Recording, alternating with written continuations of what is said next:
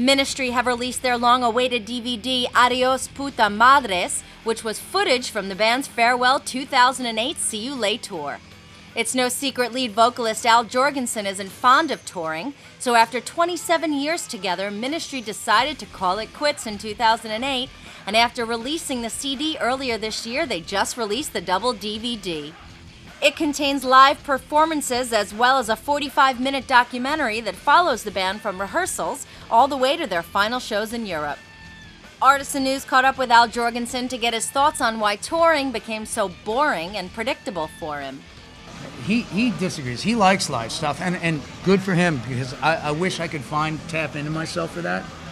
I don't get the live stuff.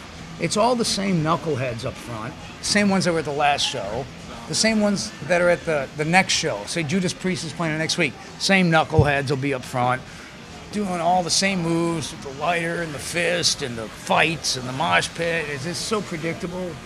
To me, it's boring. He also feels it's less likely to get arrested when he's in the studio as opposed to performing live.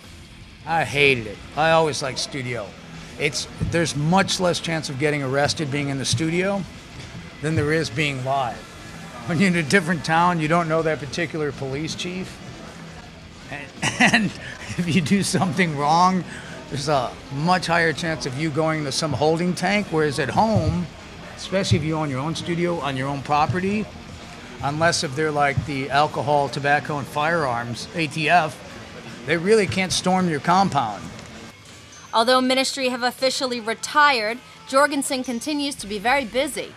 He is currently producing Prong's latest album, as well as a new album from Revco.